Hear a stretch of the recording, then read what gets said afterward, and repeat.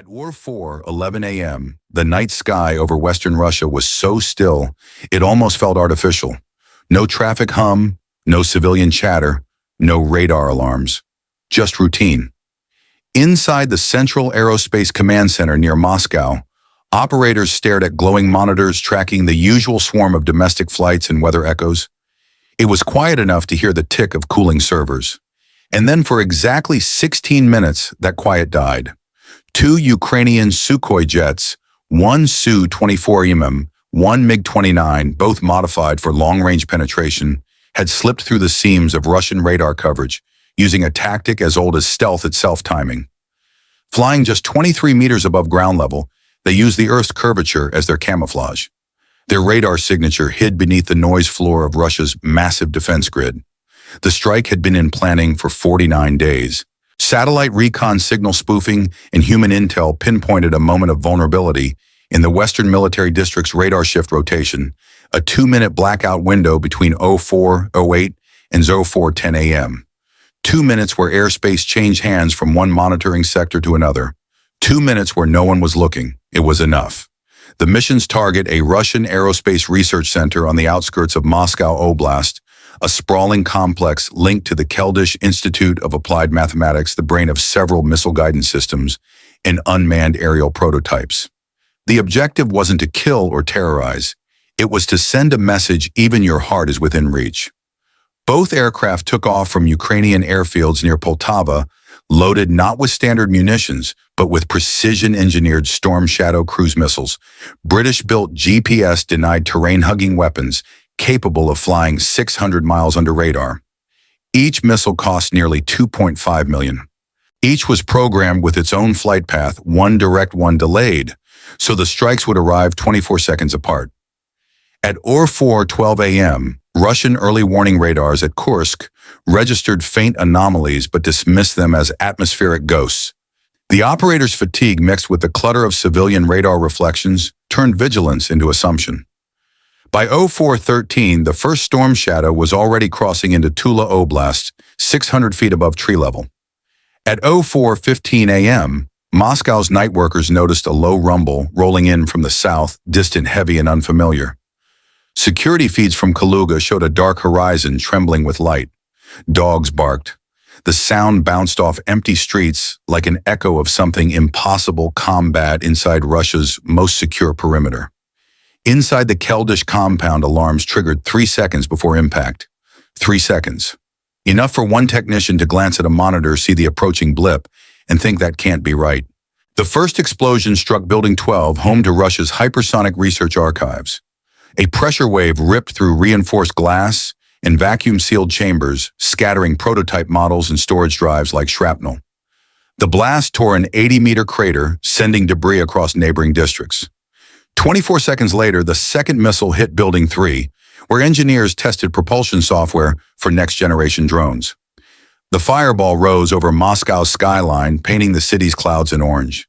In less than 16 minutes, 2 aircraft had crossed hundreds of miles, evaded every radar net, struck 2 of the most heavily defended installations in Eastern Europe, and vanished back into the black. Damage assessments would later estimate losses exceeding $620 million. Equipment archives, and years of research turned to ash. But the real loss wasn't material, it was psychological. For the first time since World War II, the Russian capital had been struck from the sky. And the world now understood this was no accident, no lone sortie. It was a demonstration, a warning wrapped in silence. The flight began in silence and stayed that way until it didn't. At 03:58 a.m., 2 fighters left Poltava airfield under a moonless sky. Phantom 1 and Phantom 2, call signs for a modified MiG-29 and a rebuilt Su-24M. Their skins had been treated with low observable coatings, their exhausts fitted with infrared suppressors. But the real stealth was not paint or plumbing. It was timing, geometry, and a choreography of deception rehearsed for 49 days. The plan exploited the human seams inside a machine. Russia's surveillance net is a layered thing: long-range radars out at Kursk and Tula, mid-range nets, local Pantsir S-1 batteries and Tor M2 cells, and an electronic warfare umbrella centered on Krosa 4 and Kasuka 4 units. Around Moscow, 240 radar stations and a network of 76,000 cameras feed automatic filters and human operators alike. But those filters refresh handoff and sleep in predictable cycles. The Ukrainians had watched those cycles inch by inch.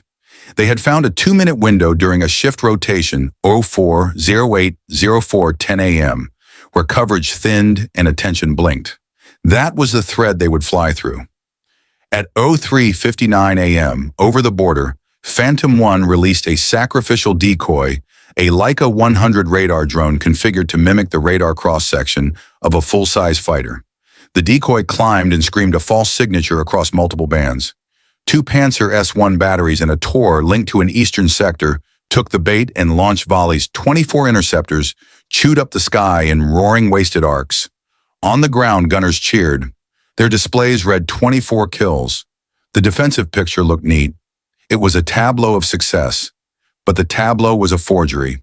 While the defense's attention and inventory were consumed with the decoy, Phantom 2 dropped its own deception, a high-energy anti-radiation lock, then a lightning-fast KH-31P anti-radiation salvo. One missile found Krosa 4, the EW node that had been jamming Ukrainian comms. It detonated near the antenna mast at 04:02 a.m., vaporizing transmitters and frying feed lines. Within 3 minutes, 3 other EW hubs across Bryansk and Tula Oblasts went silent. Nearly 20% of Moscow's EW coverage cut in one stroke. The electronic umbrella faltered. The defender's situational picture fragmented. That was the moment the fighters moved from trick to thrust. Clinging to the radar horizon at 23 meters altitude, the jets skimmed treetops and river valleys, their signatures masked by ground clutter. Phantom 1 carried tandem Storm Shadow, cruise missiles terrain-following GPS denied and programmed with flight corridors that threaded between known radar lobes. Each missile was a miniature mission planner, preloaded waypoints, scatter patterns to defeat point defenses, and delayed terminal maneuvers that collapsed into vertical impact on hardened targets. At 04:09 a.m., as Moscow's mid-tier radars tried to reconcile scrambled returns, the first Storm Shadow punched through at low altitude over Tula Oblast. Its seeker used a fusion of inertial navigation terrain profile, matching an onboard imaging sensor to home in, while remaining effectively invisible to standard RCS filters. The missile's flight corridor made it appear in the defender's systems as clutter wind trees, a power line sweep until the terminal dive. At 04:13 a.m., it slammed into Building 12 of the Keldysh Institute complex with surgical force. 24 seconds later, the second missile, following a slightly offset corridor, struck Building 3, where propulsion work and drone prototypes were stored.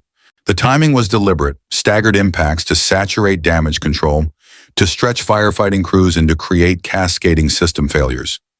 Meanwhile, as the missiles threaded the net, the jet's electronic suites worked to confuse and misdirect.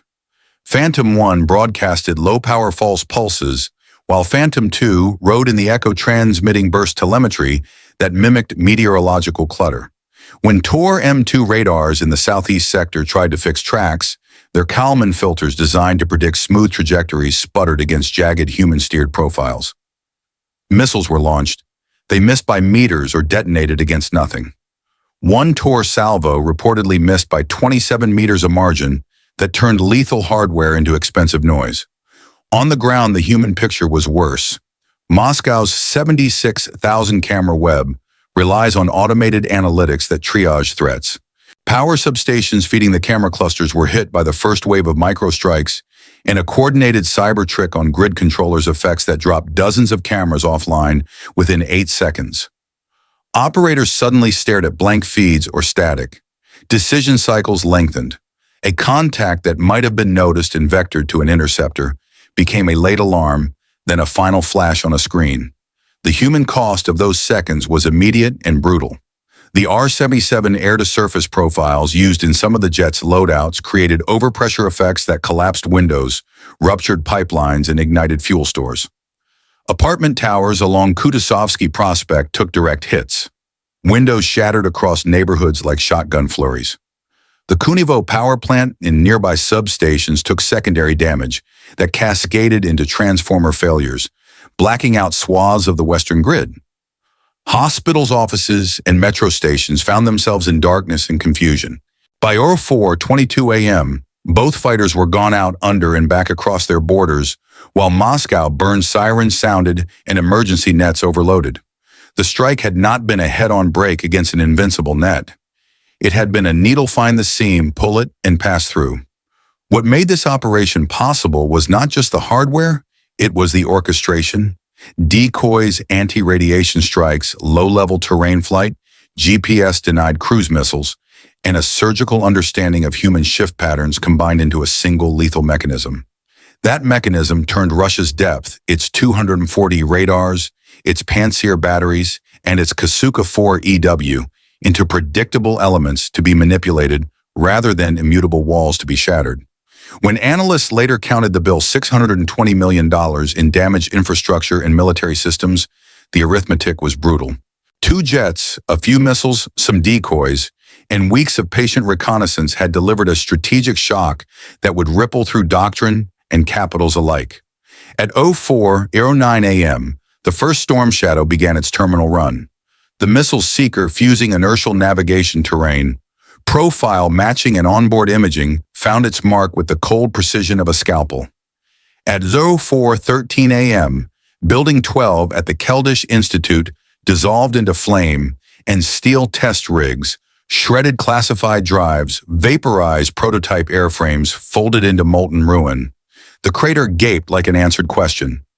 24 seconds later, the second storm shadow slammed into Building 3, where propulsion benches and drone integration bays had been humming for years. The impact didn't just rip concrete, it detonated years of design cycles, shredded wind tunnels, and turned lab archives into ash. The blast pressure traveled through service tunnels, knocking panels off adjacent research blocks and rupturing chilled gas lines. Outside, the city's infrastructure began to fail in waves. At 04:15 a.m., a bank of substations feeding Moscow's western grid took direct and collateral damage. 14 substations and 312 transformers reported faults within 10 minutes. Within 14 minutes, 2 million residents were plunged into darkness as regional distribution buses tripped offline. Power loss cascaded into camera outages. The city's 76,000 camera surveillance web dimmed or froze in seconds. Automated analytic nodes returned only error codes or static. Emergency services raced into the dark. Fire crews reached impact sites under snow and electrical blackout, fighting fires fed by ruptured fuel lines and test stand propellants. A direct hit on a maternity wing in Chernihiv, reported at 04:17 a.m., became a desperate scene of evacuation, staff carrying newborns through smoke corridors, slick with melting insulation, and generators failing as fuel pumps choked. The casualty roll began to mount. By morning reports tallied 18 dead and 103 injured in the capital numbers that would later be revised as rescue and triage continued. Military systems fared no better, with Crosa 4 and several EW hubs neutralized earlier in the run. Coordination between air defense nodes fractured. Pantsir S-1 and Tor M2 units attempted intercepts, but many fire solutions were late or mislocalized.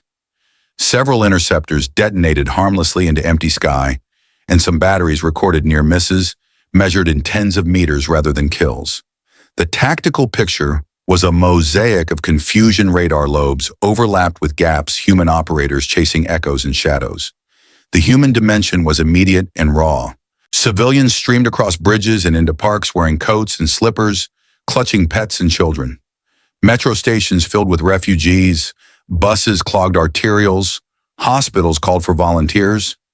Emergency hotlines melted down under 2,300 simultaneous calls for help. Air traffic control in the region experienced a near miss when 2 civilian airliners briefly lacked ground guidance during the grid outage, an event that would spark urgent reviews. Economics and military readiness registered in real time. The destroyed research equipment server farms and specialized tooling were irreplaceable, and the short-term losses estimated at $620 million in destroyed military and infrastructure assets. Critical prototype hardware, sensitive flight controls guidance, IMUs, and composite molds were eaten by fire. Reconstitution would take months, if not years, and require access to supply chains now under scrutiny. Politically, the shock hit like a cold wave. Within the hour, social feeds and encrypted channels filled with footage, trembling camera pans of burning roofs, firefighters crawling through black smoke, and citizens illuminated by emergency lamps. The Kremlin's emergency networks stuttered. A wartime calm in the public voice eroded into clipped frantic orders in backrooms. At 04:30 a.m., an emergency communications node reported degraded links to 8 major military bases around Moscow, critical vectors for command and control now hampered. By 04:28 a.m., the 2 jets were gone homebound low and silent, while the city still smoked and emergency crews counted survivors. The operational math was brutal. A mission costing under $4 million had achieved physical destruction and psychological dislocation, measured in the hundreds of millions and in hours of paralyzed civil command. In those 16 minutes, the strategic picture changed. Moscow had been shown a weakness it could no longer politely deny. Laboratories and substations could be rebuilt. Cultural trauma lingers longer. For planners at NATO and capitals across Europe, the strike forced a reassessment of layered defense assumptions. For commanders in Moscow, the immediate imperative was clear patch the hole, secure the grid, and demonstrate control, because once the city's defenses had been threaded, the race would be to adapt faster than the next innovation. By first light after 04:11 a.m., the smoke over Moscow had turned from black to thin gray, but the strategic shock was only beginning to spread. What 2 aircraft had done in 16 minutes was not merely physical damage, it was a collapse of assumptions. A city ringed by 240 radar stations, shielded by Panzer S-1 and Tor M2 batteries, and backed by Kasuka-4 Krosa-4 electronic warfare arrays, and 76,000 cameras, suddenly looked patchy at the seams. Command posts that once assumed depth and redundancy now found themselves asking blunt questions about single points of failure. Inside the Kremlin and across the general staff, the mood was a mixture of anger and vertigo. Losses estimated at $620 million were tallied in equipment, research prototypes, and critical infrastructure. But what cut deeper was the rupture of deterrent psychology. The capital had been shown to be reachable. Orders flowed for immediate hardening, randomized radar handoffs, rapid fix EW redundancies, dispersed power routing, and reprioritized protection for research centers like the Keldysh Institute. Yet hardening takes time. Doctrine must be rewritten faster. In Washington, D.C., Brussels, and London, the strike was immediately classified as a watershed. EUCOM and NATO analysts described the operation as a textbook lesson in asymmetric deep strike fusion of decoys, precision anti-radiation effects. GPS-denied cruise missiles and low-altitude penetration tuned to human shift patterns. Briefing slides circulated with the same dry sentence. Defense depth is not invulnerability.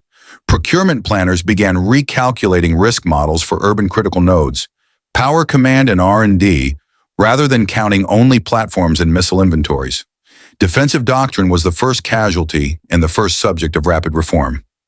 Priorities shifted overnight toward 3 things: redundancy of civil military infrastructure, multiple physically separated power feeds and backup nodes, faster, more resilient sensor fusion algorithms that tolerate brief EW outages, and investment in low-cost layered countermeasures from hardened sensors to distributed decoys designed to blunt the economics of precision raids. Analysts in NATO quietly updated war games. A handful of smart weapons launched in concert and sequenced against human routines can impose outsized operational costs. When dawn broke over Moscow, the fires were still burning, but something deeper had changed. The city that once believed itself untouchable had learned a hard truth that in the 21st century, power is no longer measured by walls of steel or networks of radars, but by how fast you can adapt when those walls fail. For Russia, the strike was a revelation of fragility, that a perfect defense system, scripted and proud, can still be broken by creativity and precision. For Ukraine, it was a message of audacity that with intelligence, coordination, and courage, even the most fortified sky can be breached. And for the United States and NATO, it was a mirror. The operation forced every strategist and technologist to confront the question, What happens when predictability becomes vulnerability? The answer isn't more missiles, it's smarter ones. It's faster decisions, flexible command chains and defenses that can think instead of merely react. 16 minutes did not decide a war, but they did define an era. The era where data timing and willpower weigh more than tonnage and speed.